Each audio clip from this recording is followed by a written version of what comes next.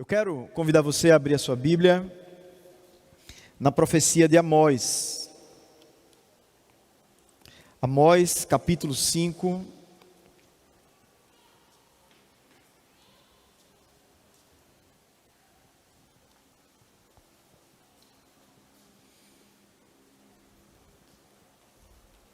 A partir do versículo 18 ao versículo 20. Enquanto você vai aí abrindo a sua Bíblia, eu quero começar conversando aqui com você, pensando que nesse exato dia, muitas igrejas estão reunidas, na verdade, dependendo da região ou do país que a gente possa pensar, ou esses irmãos já adoraram ao Senhor, outros estão adorando nesse momento e outros ainda irão adorar a Deus nesse dia, que é o dia reservado para adoração ao Senhor, o domingo, o dia do Senhor. Muitas igrejas estão adorando o seu nome. E dentre essas igrejas, nós sabemos que existem igrejas que são fiéis a Deus, igrejas que na sua estrutura, na sua liderança, na sua seriedade com a palavra de Deus, na forma como cultua o Senhor e na forma como vive nesse mundo, existem igrejas fiéis a Deus. Mas existem também igrejas doentes, igrejas que não estão bem, igrejas que por alguma razão, por causa do pecado do seu coração, não têm caminhado em fidelidade ao Senhor em muitos sentidos, seja um sentido cultico, na forma como vive a sua liturgia, ou seja, na forma que vive a sua vida nesse mundo. Essa igreja precisa do remédio da palavra fiel do Senhor. Mas existem também igrejas mortas, igrejas que passaram tanto tempo distantes da palavra de Deus, que foram morrendo. E muitas delas dá para a gente perceber a sua morte, porque elas vão minguando, e outras parecem estar vivas, por causa da quantidade de eventos que ali acontece, por causa daquele frenesi litúrgico que acontece em muitas dessas igrejas, mas quando Deus olha para a essência do coração destas igrejas, Ele vê igrejas ali mortas. E a pergunta importante em relação a isso que a gente deve fazer é: o que é que Deus pensa destes cultos? O culto da igreja fiel, o culto da igreja que está adoecida e o culto da igreja morta. Perceba que ambas estão fazendo a mesma coisa. Elas hoje cultuaram ao Senhor em horários diferentes, mas todas essas igrejas cultuaram ao Senhor. Mas a pergunta é: o que Deus pensou, ou o que Deus está pensando neste instante em relação a este culto? E trazendo um pouco mais para perto de nós, podemos perguntar: o que Deus pensa do nosso culto, do culto da igreja presbiteriana de Casa Caiada? No contexto do profeta Amós, nós temos visto a infidelidade do Reino Norte, tem sido exposto aqui nesse período que temos trabalhado esse profeta chamado Amós. Nós temos visto a advertência de Deus para que esse povo se arrependa do seu pecado, que esse povo largue a injustiça e passe a viver e a adorar somente ao Senhor. E hoje nós veremos as falsas motivações que estavam por trás das atitudes diárias desse povo. Nós também aplicaremos para nós, porque em relação ao nosso coração, podem haver também falsos pensamentos, ou uma falsa ideia de que está tudo bem, e exatamente essa ideia enganosa está nos levando a praticar um culto particular que não tem agradado a Deus, ou um culto como igreja que em algum momento nós, por alguma razão, possamos estar desagradando ao nosso Senhor Então a gente vai tratar aqui sobre o auto-engano. O auto-engano teológico do povo de Israel, o auto-engano político, o auto-engano cultico deste povo e quais foram as consequências deste auto-engano. É necessário a gente lembrar, antes disso, vamos ler, irmãos, a palavra de Deus, já ia saltar aqui e pular a nossa leitura. Amós 5, 18 a 27. Diz assim a palavra do Senhor: ai dos que desejam o dia do Senhor. Para que vocês desejam o dia do Senhor? Será um dia de trevas e não de luz. Será como se um homem fugisse de um leão e lhe saísse ao encontro um urso. Ou como se entrando em casa e encostando a mão na parede, fosse mordido por uma cobra. O dia do Senhor será um dia de trevas e não de luz. Será um dia de completa escuridão, sem nenhuma claridade. Eu odeio e desprezo as suas festas, e com as suas reuniões solenes não tenho nenhum prazer. Mesmo que vocês me ofereçam holocaustos e ofertas de cereais, não me agradarei deles. Quanto às suas ofertas pacíficas de animais gordos, nem sequer olharei para elas. Afastem de mim o barulho dos seus cânticos, porque não ouvirei as melodias das suas liras. Em vez disso, corra o juízo como águas, e a justiça como ribeiro perene. Casa de Israel, por acaso vocês me apresentaram sacrifícios e ofertas de cereais durante os 40 anos no deserto? Pelo contrário, levaram o seu rei Sicute, Quium, o seu deus estrela, imagens que vocês fizeram para si mesmos. Por isso, vou mandar vocês ao exílio, para além de Damasco, diz o Senhor, cujo nome é Deus dos exércitos. Vamos orar antes de continuarmos.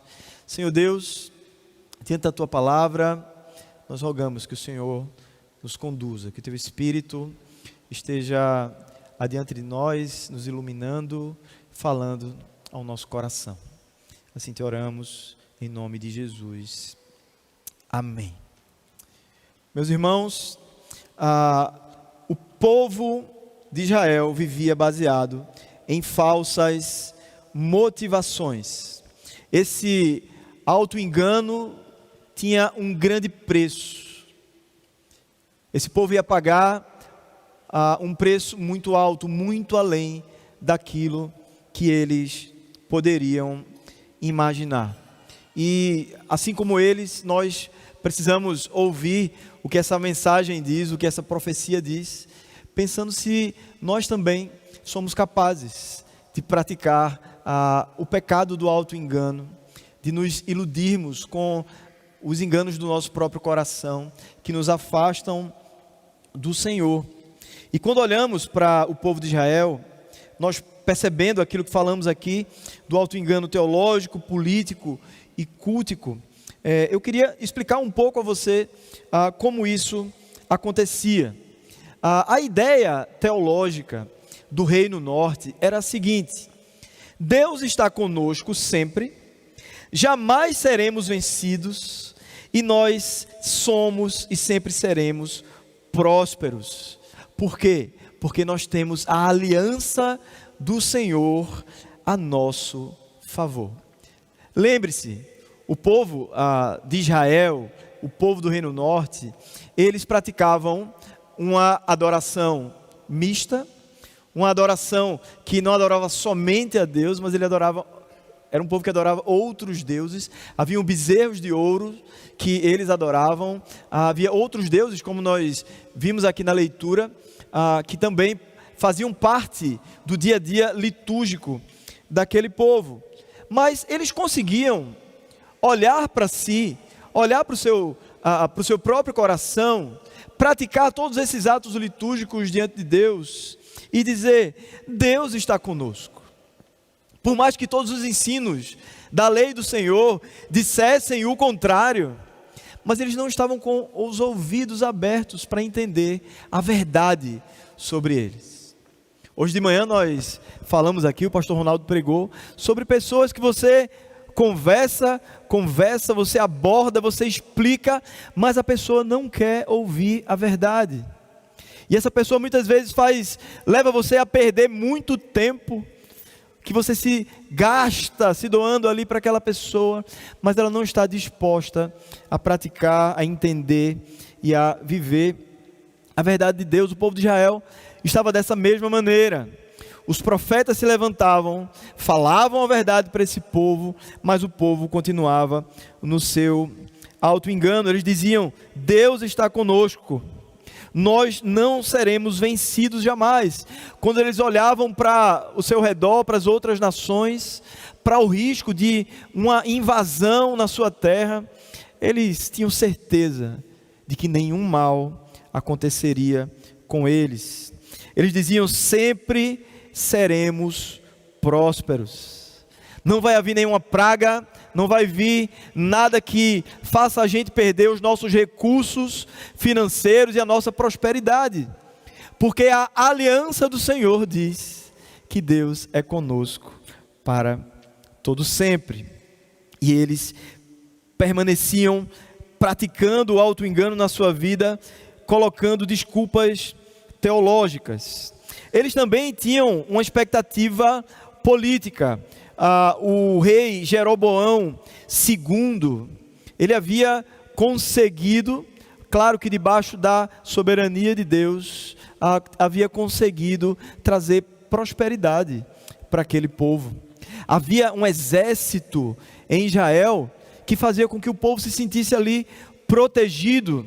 Esse exército que estava debaixo do governo desse rei, chamado Jeroboão II, e todas as coisas boas que estavam acontecendo ali, através daquele governo, levava aquele povo a pensar: nós estamos sendo abençoados, nós estamos no caminho certo, é por isso que nós somos tão prósperos assim. Havia um argumento político. Da mesma maneira, nós podemos achar que se aprover a Deus que venha prosperidade sobre a nossa nação, sobre o nosso estado, sobre a nossa cidade, é sinal de que as coisas estão tudo bem e de que não há nada a ser corrigido na nossa rota. Podemos olhar para o cristianismo no Brasil, se houver muita prosperidade na nossa nação, e dizer: eu acho que Deus está muito feliz com a nossa nação, com aquilo que tem se praticado na nossa nação, sendo que isso não é verdade.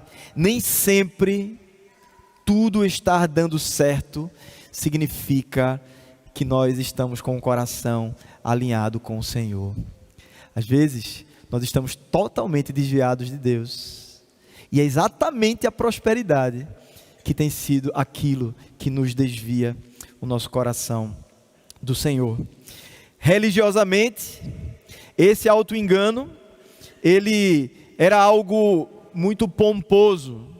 Quando eles olhavam para Betel, quando eles olhavam para Gilgal e para Beceba, e eles viam a adoração que estava acontecendo ali, viam os cultos ali com muita gente, viam aquela coisa aparentemente bonita, certamente a música ali chamava a atenção, certamente as ofertas chamavam muito a atenção ali daquele povo.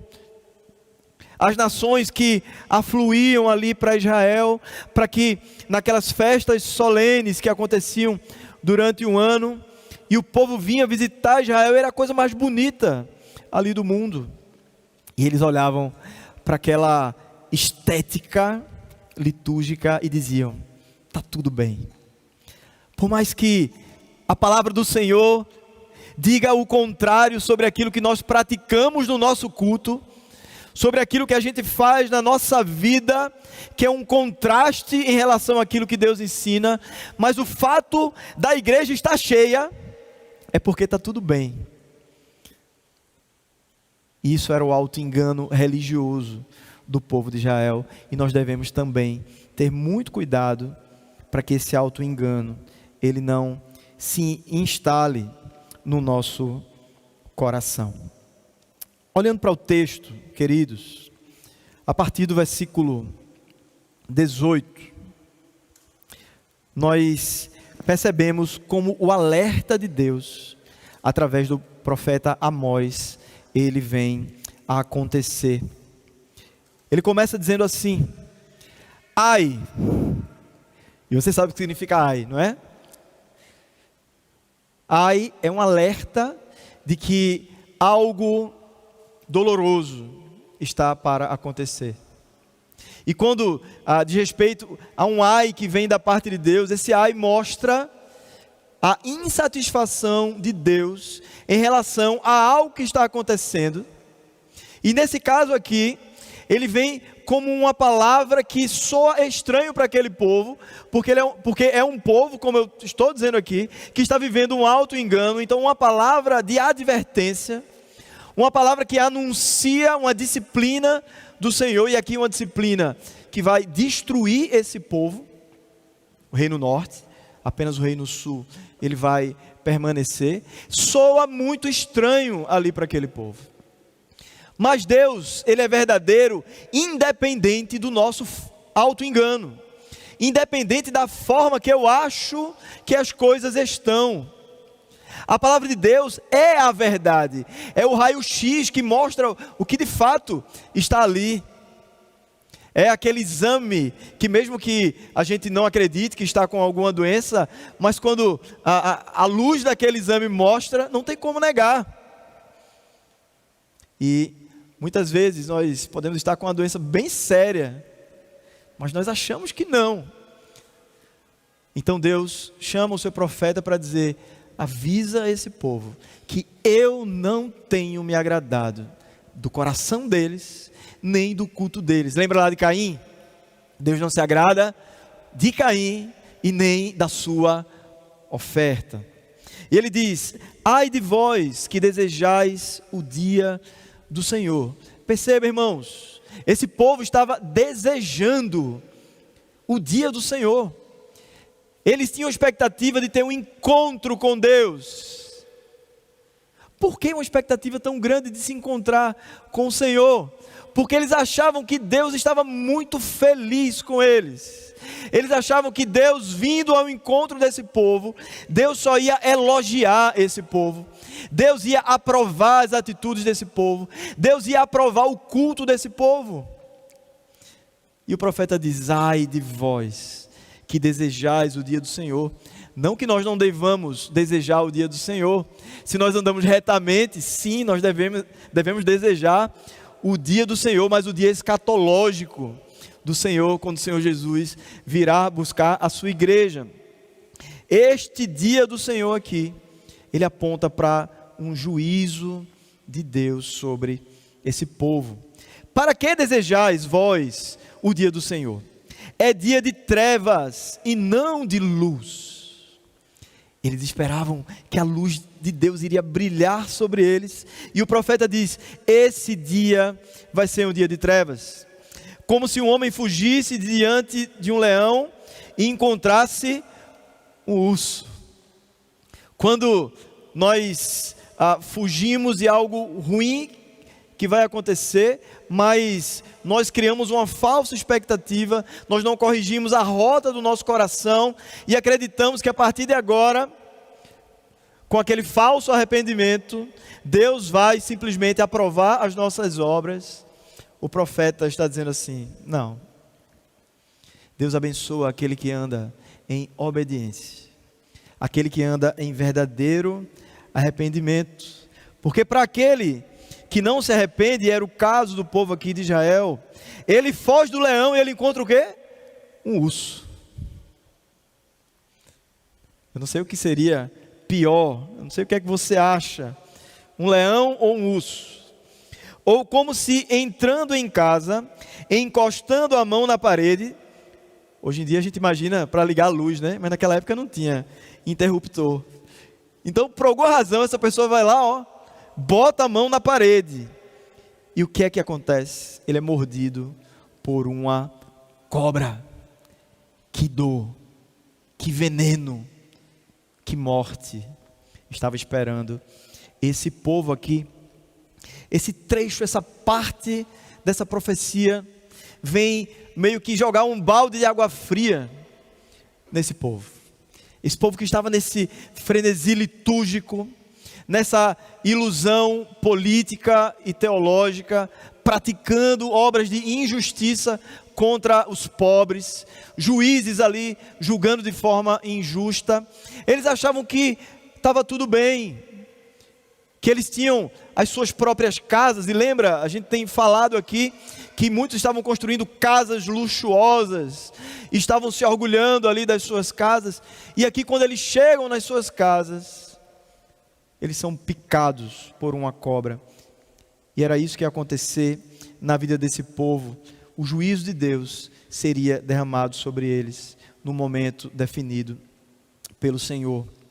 Enquanto a expectativa desse povo era de bênção, Deus diz que esse dia será um dia de treva. Veja o auto-engano do coração sendo tirado ou sendo anunciado como de fato ele é, auto-engano, e Deus mostrando a verdade. Não pense que haverá bênção quando a sua vida é uma vida de desobediência à palavra do Senhor. E o texto continua, e ele continua desfazendo essas falsas esperanças que estão no coração ali daquele povo. A partir do versículo 20, ele diz: não será pois o dia do Senhor trevas, não será pois o dia do Senhor trevas e não luz? Não será completa a escuridão sem nenhuma claridade? Veja, enquanto eles esperavam que a luz de Deus brilhasse sobre eles, ele continua dizendo: este será um dia de trevas e de escuridão. E aí ele passa a explicar como é que esse povo mostra o auto-engano que está no seu coração. E ele usa o culto, exatamente o culto, para mostrar sobre esse auto-engano. Ele diz: eu aborreço as vossas festas, e com as vossas assembleias solenes eu não tenho nenhum prazer. Aquilo que era o motivo do orgulho daquele povo, aquelas reuniões anuais, as festas solenes, a Páscoa, Pentecostes, tabernáculos, essa reunião que uma nação inteira faz e que todo mundo participa. No Brasil nós temos dias que são de envolvimento nacional, que todos ali se envolvem. É claro que muitas das nossas festas, elas são declaradamente festas da carne, não é verdade? Outras são festas que têm um nome religioso, mas o acontecimento dessas festas é todo cheio de práticas da carne também. É assim que acontece na nossa nação. Mas dentre o povo de Israel haviam festas ali religiosas. Esse povo se orgulhava dessas festas ali, que não era um pecado em si, porque foi Deus que prescreveu que essas festas acontecessem, que o povo praticasse, mas ele queria que o povo praticasse com o coração limpo. Ele queria que o povo cultuasse ao seu nome, vivendo uma vida de justiça e não de injustiça. Ele queria que a forma também de praticar essas festas fosse uma forma bíblica, uma forma revelada nas Escrituras Sagradas. E o povo do Reino do Norte estava fazendo tudo ao contrário. E é por isso que Deus diz: eu me aborreço. Assim como vocês aborrecem a justiça, assim como vocês aborrecem aquilo que eu ensino para vocês, vocês não praticam, eu agora que digo para vocês: eu aborreço as reuniões de vocês. Você lembra outro lugar que o Senhor diz isso também? Lembra lá de Isaías 1, quando o Senhor diz assim: olha, quem requereu, está certo o português, né? Não sei, depois você me corrige. Pronto. Quem requereu que vocês pisassem aqui nos meus átrios? Quem foi que chamou vocês para estarem aqui, prestando culto a mim, quando vocês estão com a vida totalmente distante de mim, totalmente cheia de pecado. Então Deus chama, através de Isaías ali, aquele povo, diz: olha, venham conversar. Eu preciso exortar vocês contra os pecados de vocês. E ainda que os vossos pecados sejam vermelhos como a escarlate, eles se tornarão, através do arrependimento, brancos como a neve. É por isso que nós cantamos aqui a música Alvo Mais Que a Neve. É porque diante do arrependimento diante de Deus, diante do pecado pago, no caso aqui, futuramente seria pago por Cristo Jesus, através do arrependimento, Deus receberia o culto. Então, o ponto aqui não era a existência das festas, o ponto aqui não era a existência do culto, o ponto aqui é uma vida distante do Senhor, uma vida de pecados e um culto que não seguia aquilo que Deus preceituava na sua palavra. Então ele diz: e ainda que me ofereçais sacrifícios, ofereçais holocaustos e vossas ofertas de manjares, não me agradarei deles, nem atentarei para as ofertas pacíficas e vossos animais cevados. Perceba o que ele vai dizendo aqui, o holocausto, aquele sacrifício de animal que era oferecido ao Senhor, que o animal precisava ser totalmente queimado. Lembra lá da saída do povo de Deus do Egito, que Deus manda que eles assem ali aquele animal e comam tudo e não sobre nada. Aqui no holocausto, o preceito era: a oferta do animal tem que ser totalmente queimada, totalmente oferecida a mim. Mas ele continua dizendo: as vossas ofertas de manjares, não me agradarei deles. Então nas ofertas de manjares eram oferecidos ali cereais, ofertas de cereais ao Senhor, e também os sacerdotes tinham uma participação, eles poderiam ficar com uma parte ali daquela oferta.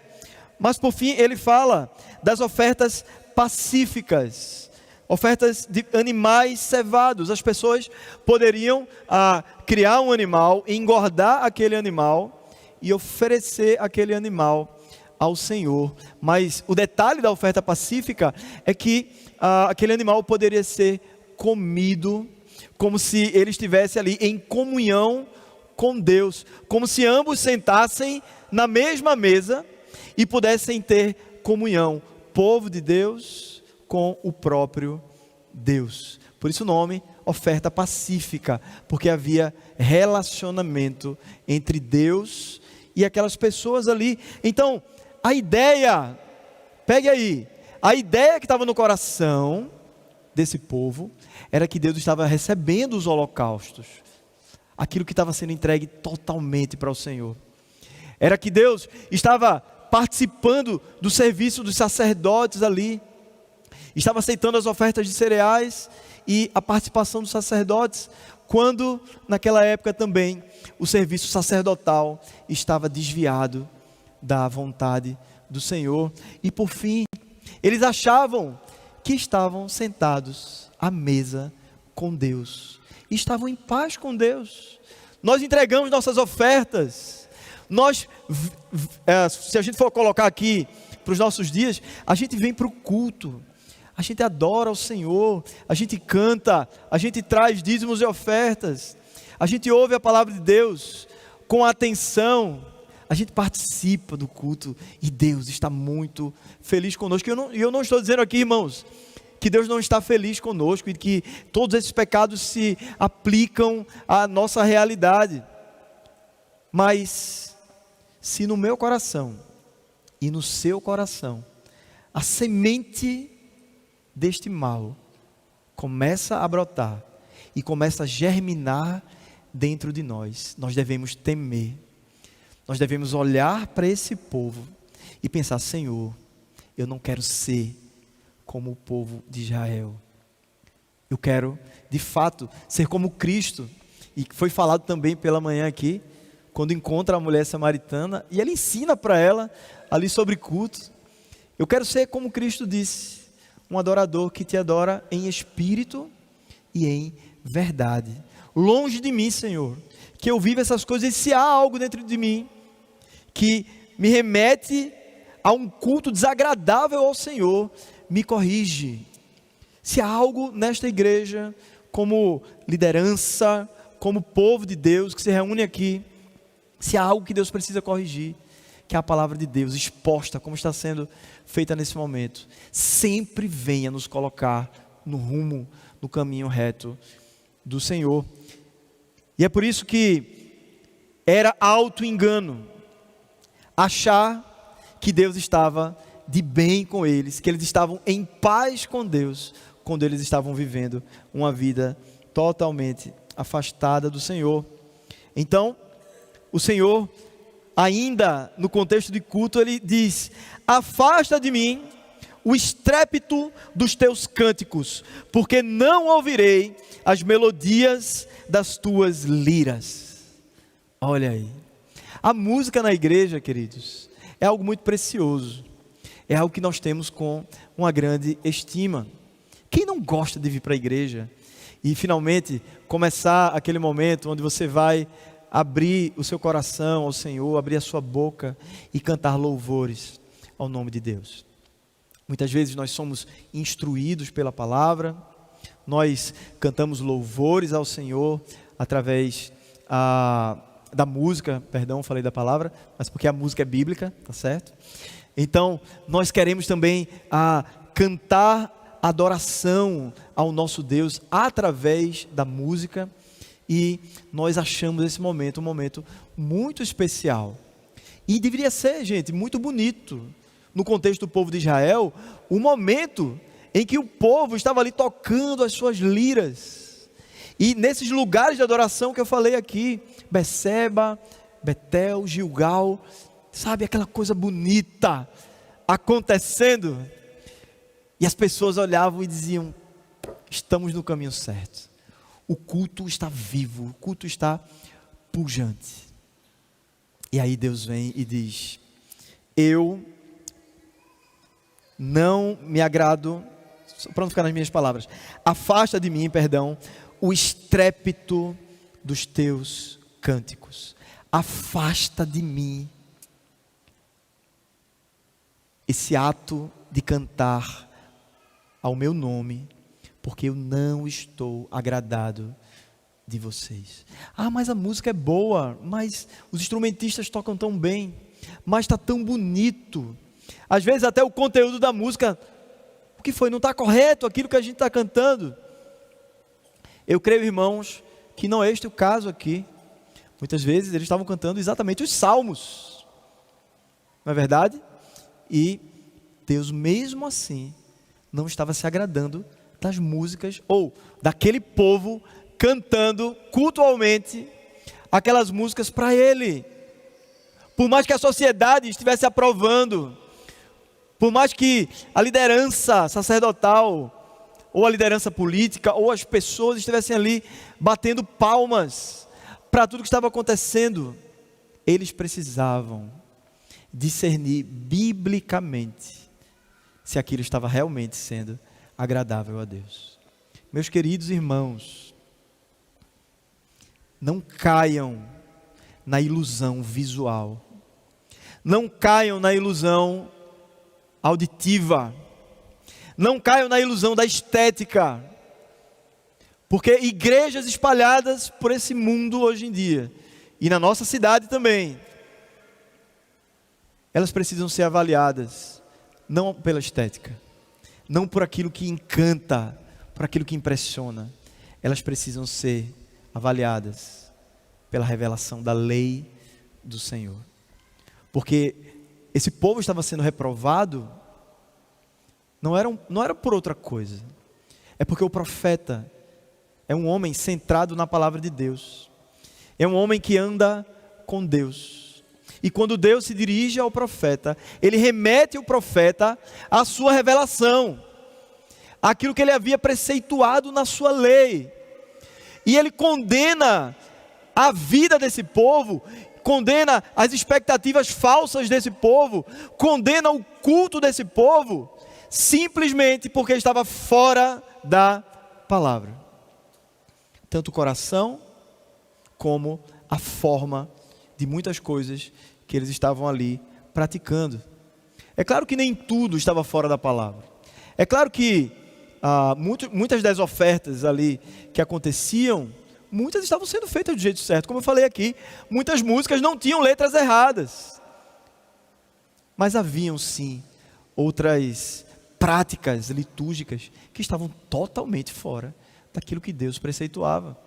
E dentro disso tem sido falado aqui, adoração a bezerros de ouro. Já pensou? Você está no culto lá, a Deus, e de repente aquilo se mistura com adoração a um Deus pagão, se mistura e entra ali uma imagem, e o povo começa a adorar ali aquela imagem, começa a adorar ali aquele Deus, tudo misturado na adoração ao Senhor. Havia coisas certas, sim. Se nós formos em algumas igrejas que são reprováveis porque não são bíblicas, você não vai ver só coisa errada. Você vai ver algumas coisas que são boas, que você vai olhar e dizer, poxa, foi tão bom. Sabe, a música foi tão boa, quando eu entrei lá eu gostei tanto. Às vezes até a pregação é boa. Até a pregação. Mas não significa que Deus está aprovando o coração e as outras coisas que acontecem ali, naquele lugar. Então, afasta de mim o estrépito dos teus cânticos, porque não ouvirei as melodias das tuas liras. Antes, agora sim, ele vai falar daquilo que ele quer, daquilo que realmente agrada ao Senhor, que agrada o coração de Deus. Ele diz, antes corra o juízo como as águas, e a justiça como o ribeiro perene.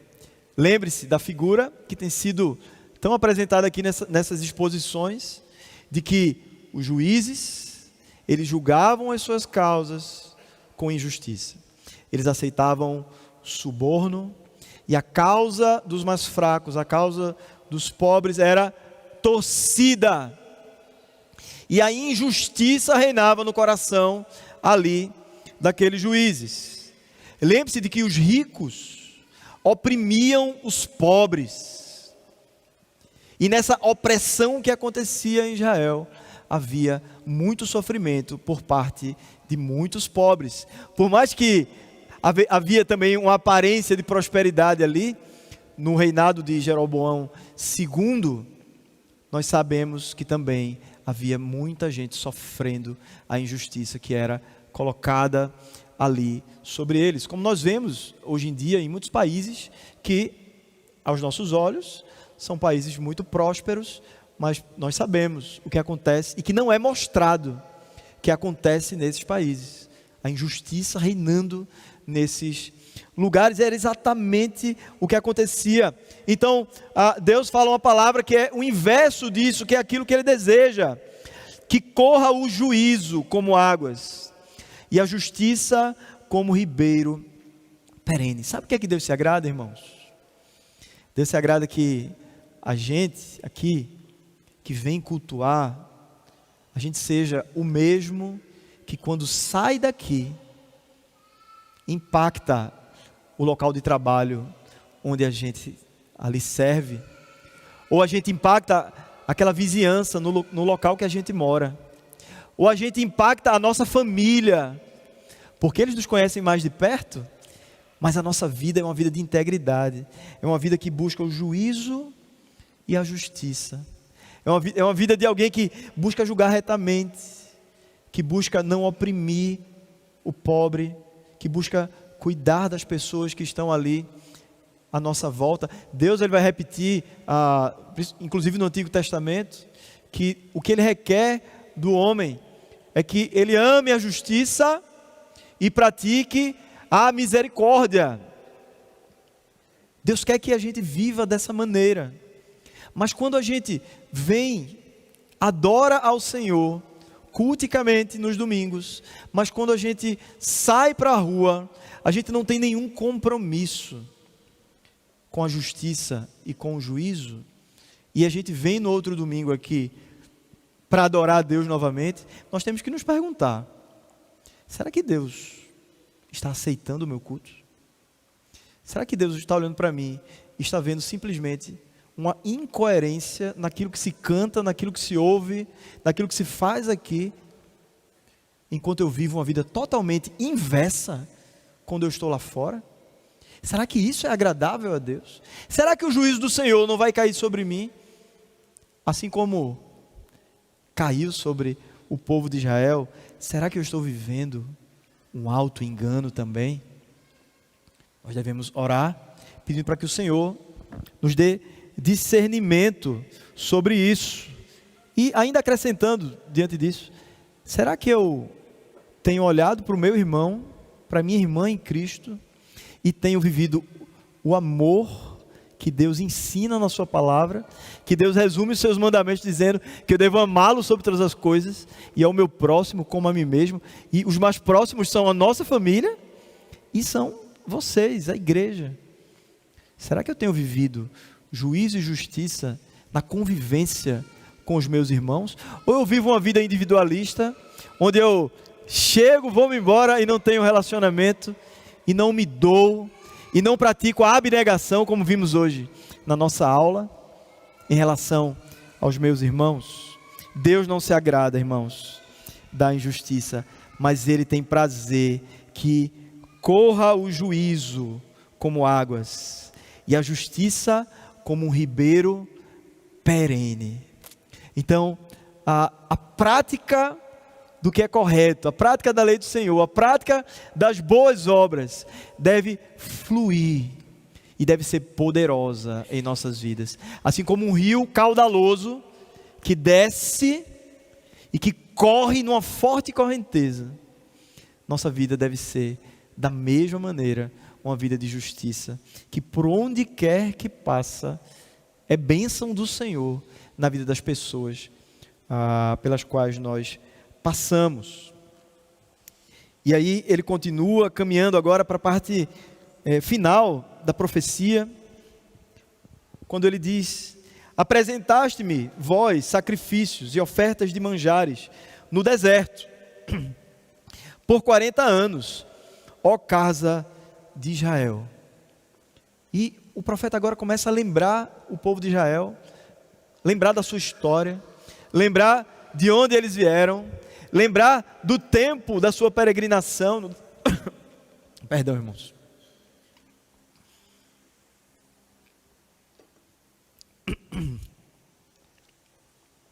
Lembrar do tempo da sua peregrinação no deserto. E eles poderiam ter na memória assim: mas no deserto nós apresentamos sacrifícios. No deserto nós apresentamos ofertas de manjares. E fizemos isso por 40 anos. E lembre-se que foi 40 anos por causa da incredulidade. Porque quando Josué e Caleb, eles vão lá espiar a terra, eles dizem que dá para entrar porque Deus era com eles, e falam coisas boas sobre aquela terra, mas os outros espias têm uma visão incrédula, e por causa dessa incredulidade, o povo fica circulando, né? Andando em círculos, ali no deserto por 40 anos. E ali eles tentam ter uma prática litúrgica também, diante do Senhor. Mas o profeta revela algo muito sério sobre a prática litúrgica que eles faziam ali durante 40 anos. Ele diz: sim, levastes Sicute, o vosso rei, Quium, vossa imagem, e o vosso Deus estrela, que fizestes para vós mesmos.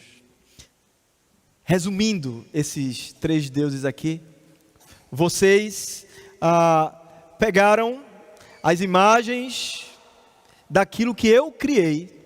Deus Sol, Deus Estrela, que apontava para Saturno, que eles tinham como estrela.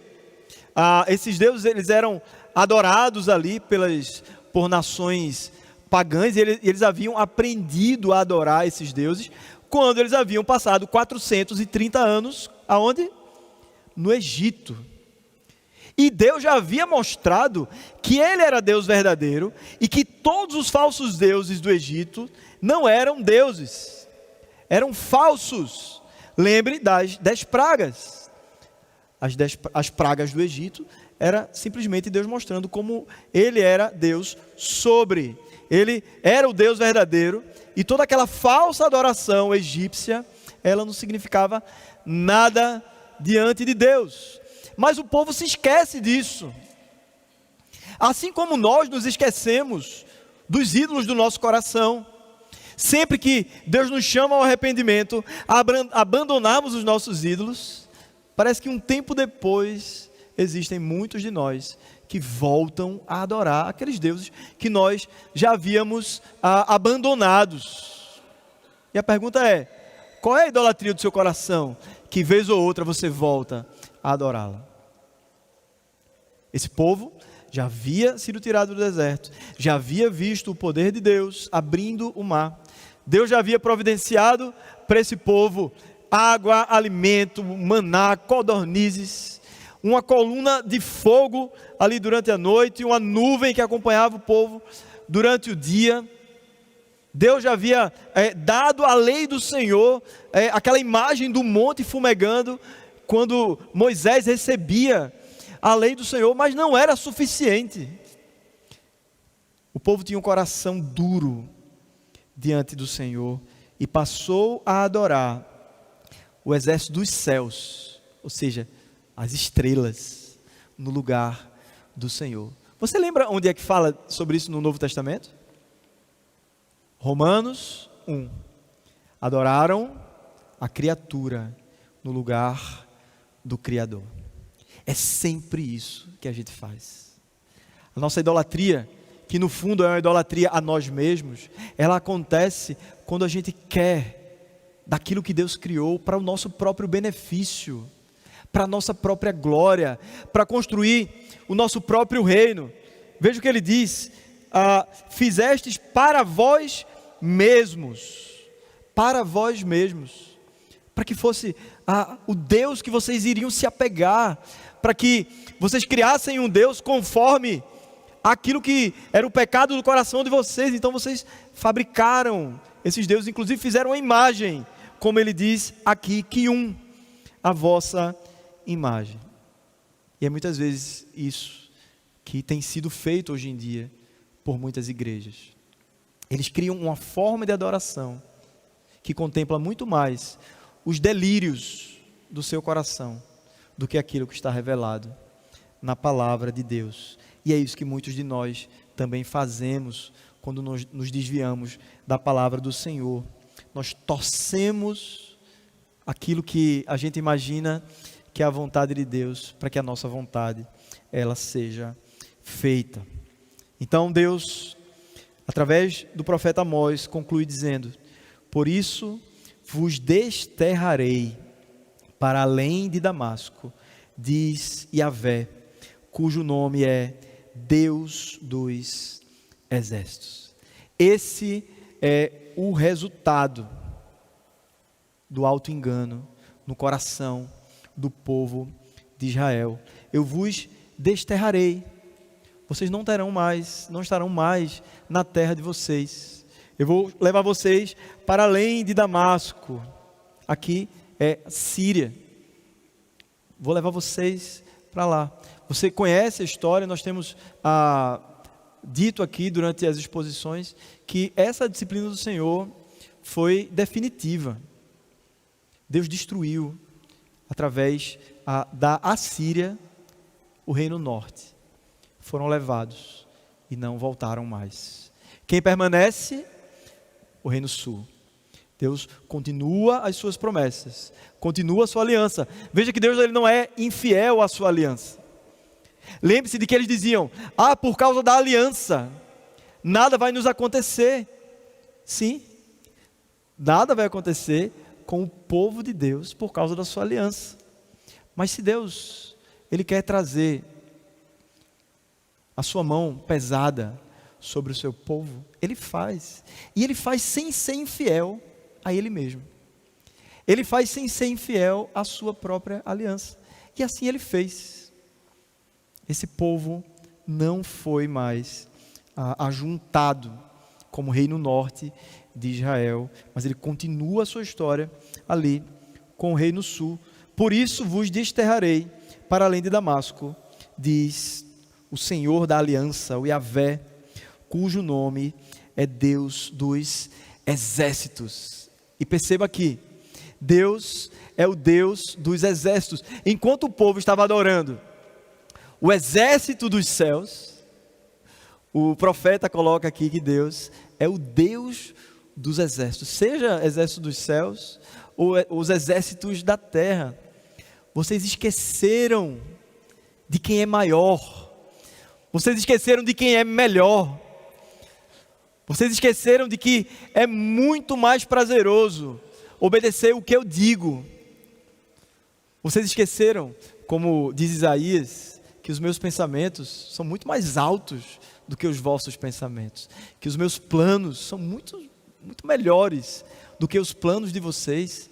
Vocês reduziram o estilo de vida de vocês ao coração de vocês, àquilo que há de mais mesquinho no coração humano, que é a falsidade, que é a ideia de que nós podemos produzir algo melhor do que aquilo que Deus preceitua.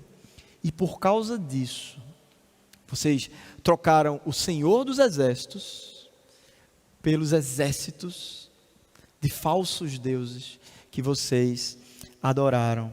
E por causa disso, o Senhor dos exércitos desterraria ali aquele povo.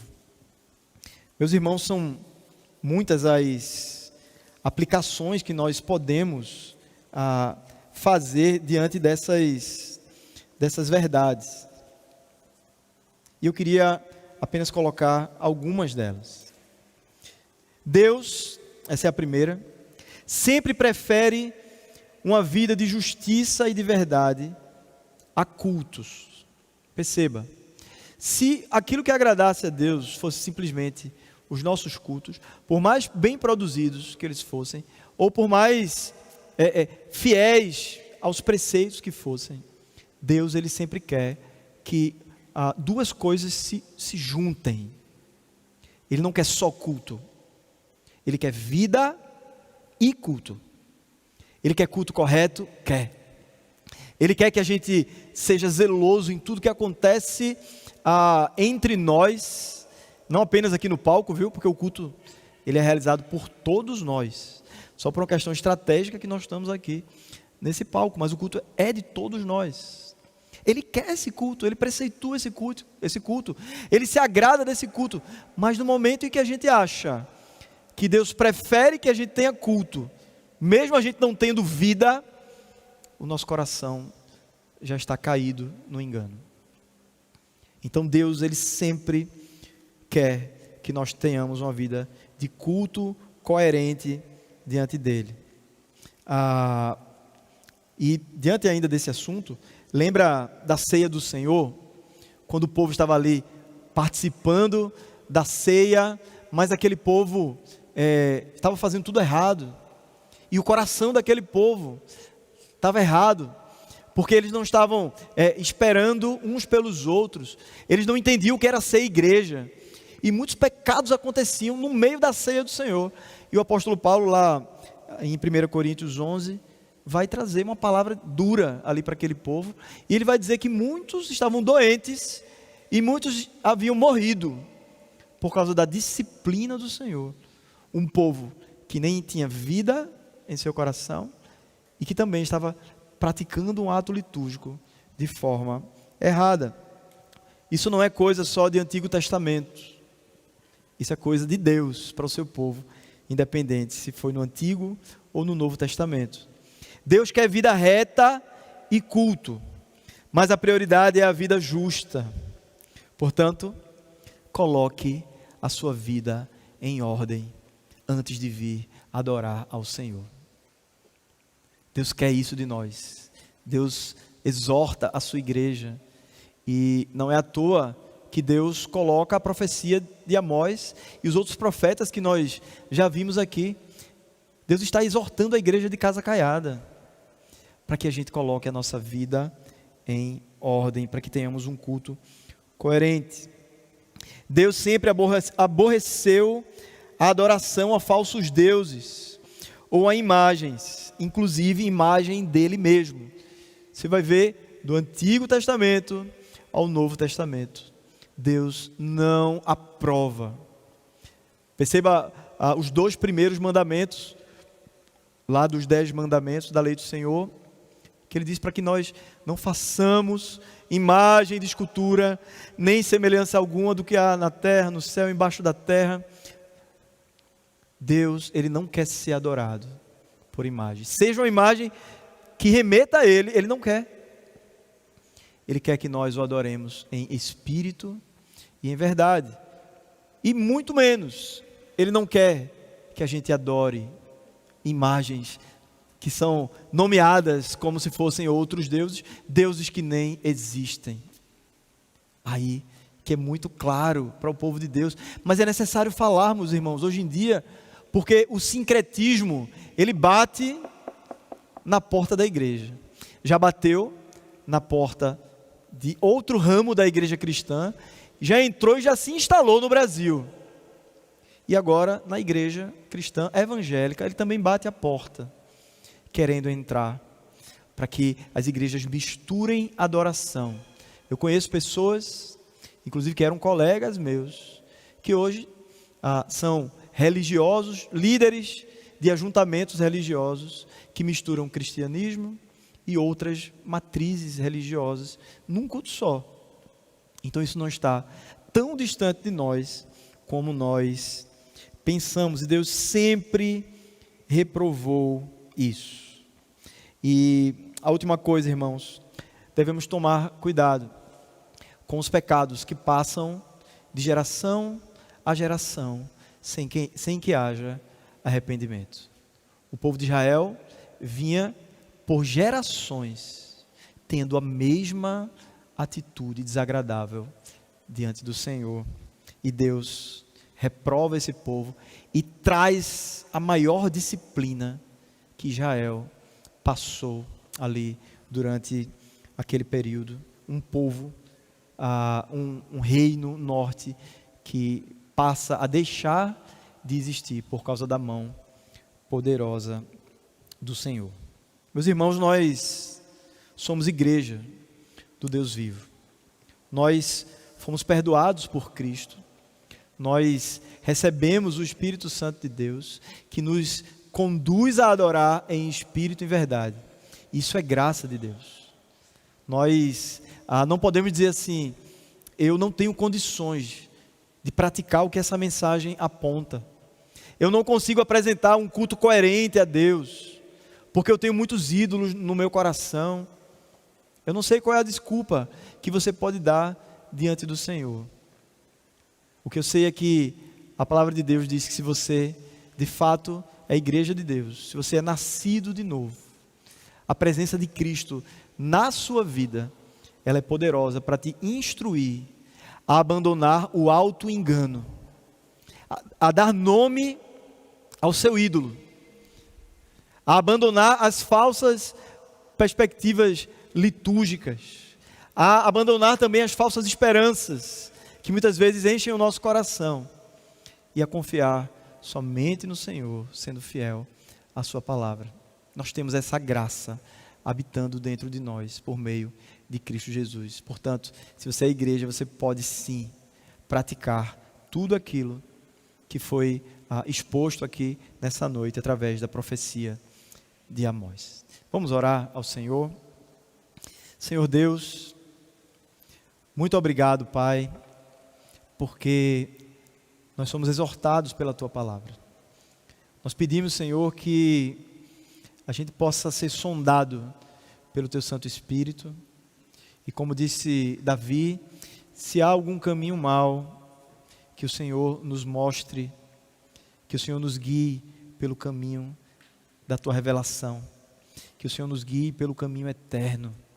Ó Deus, ajuda-nos a andar em retidão diante do Senhor, ajuda-nos a viver um culto que Te agrada, que o culto da igreja de Casa Caiada, Pai, que as leituras, as pregações, as ofertas, que os cânticos, todos sejam agradáveis a Ti, porque vem de um povo que Te ama, vem de uma igreja que Te leva a sério, Pai.